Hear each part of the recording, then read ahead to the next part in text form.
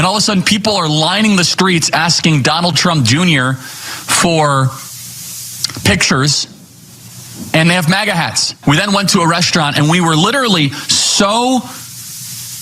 so consumed by people, so overwhelmed, we had to go get a private room, and then we brought some of the local folks in. My favorite thing, I'm going to share my screen, but like, busted according to our friends over at the Midas Touch Network. Trump's Greenland supporters were allegedly homeless and socially disadvantaged people bribed with hotel dinners. Okay, so which one is it? I need to know. Do the people of Greenland embrace MAGA? Do they want the United States to take over their country?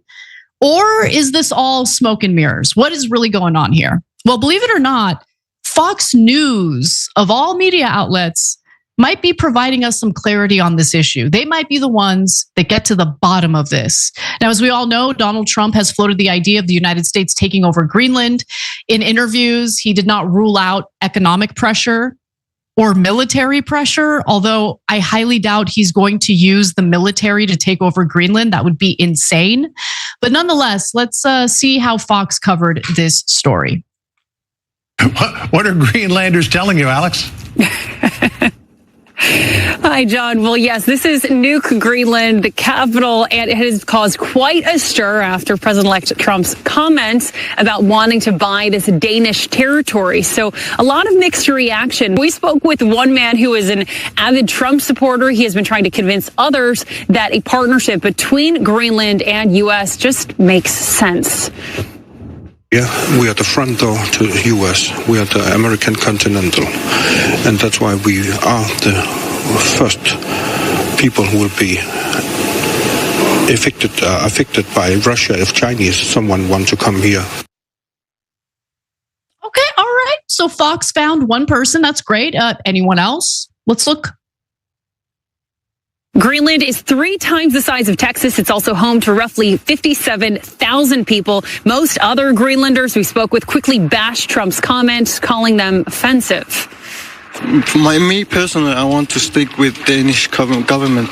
I would prefer to have to be with Denmark and not with the U.S. The United States used to be a place that was sort of admired here.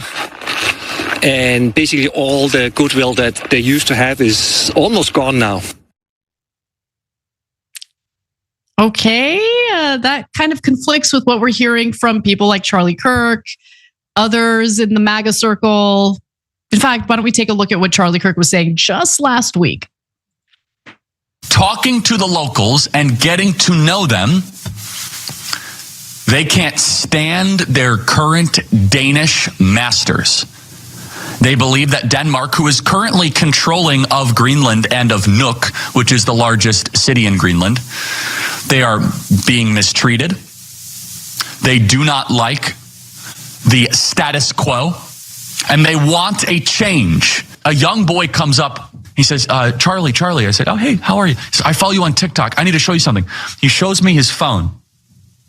He says, in my village, 3 hours from here, when we just kind of go out into the countryside, we find rubies the size of baseballs. And he says, the Danes don't let us mine our rubies, our gold, our lithium, or our gas. He said, it's time for a rebellion against the Danes. Lithium mining, huh? That wouldn't be something that the United States is interested in doing. Anyway, it looks like Fox News has accidentally lent some validity to a report from the Midas Touch that alleges that, yeah, the people of Greenland are not into this idea of the United States taking over this Danish territory, right? And so it is a Danish territory, although it has autonomous governance by the people of Greenland. And get a load of this. Danish public media organization DR News reports that many of the Trump supporters pictured dining with the president-elect's son, because remember, Don Jr. and Charlie Kirk went to Greenland on an unofficial trip, were unhoused and socially disadvantaged people asked to wear MAGA merch and offered a free dinner at Hotel Hans Edge in the town of Nuuk. Now, all they have to do is put on a cap and be in the Trump staff's videos. It is deeply distasteful. says one of the residents. Now, according to Pipaluk Lynch, who's a politician from Greenland's largest party and chair of the Parliamentary Foreign and Security Policy, when Trump's, one more comment. So, but also stated no journalists were allowed to interview him. It was all staged to make it seem like we, the Greenlandic people, were MAGA and love to be part of the United States. We know how they treat the Inuit in Alaska. Make that great before trying to invade us. Yeah. Yeah, make so many of the struggling states here, even just in the continental United States, great before that. The whole thing is absolutely ridiculous. I love that last quote that you gave from the previous person, like, you don't tell me to go back to my country, I tell you to go back to your country. The whole thing is just the most obvious propaganda. So, of course, Don Jr. and Charlie Kirk are in charge of it. They asked for some supporters. They pretended that they're interested in this because neither of them are remotely interested in any of this, whether Greenland actually wants to be colonized by America or absorbed and have their resources stolen. They don't care. It's just a mission. It's to troll or distract the MAGA people from the fact that the true agenda is transferring their wealth once again to the rich through tax cuts. And the way that you distract them is Panama and Canada and Greenland or whatever, and that way the peasants won't see what your actual agenda is. And it reminds me, by the way, of how the whole Trump thing started, where when he came down that escalator, he came down to a crowd that was filled with a lot of people who'd been paid to be there. They were actors. Now, eventually he generated an actual following, but when they don't have the actual following, their go-to is we just fake it with actors. So that's what they did.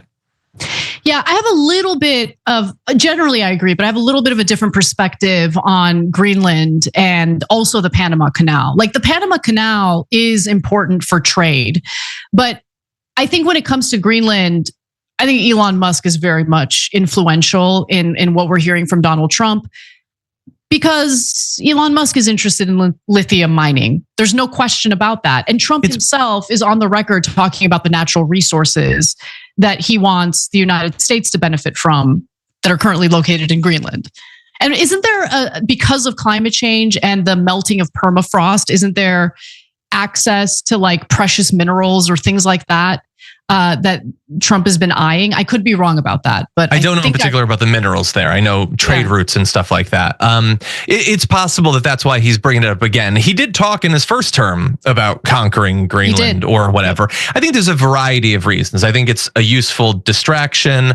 I also think a lot of his base, like they've gotten high on this myth of like America, once again being what they believe it was at one point, and the idea that we're gonna conquer territory, like we're gonna become larger, is appealing on like a primate level. Like our empire is gonna expand its borders or whatever. And I think for Trump, it's also useful to be able to be like, it's kind of like the corporation thing. We're gonna take over Greenland to protect America from Russia. Yeah, I'm standing up to Russia by taking this territory.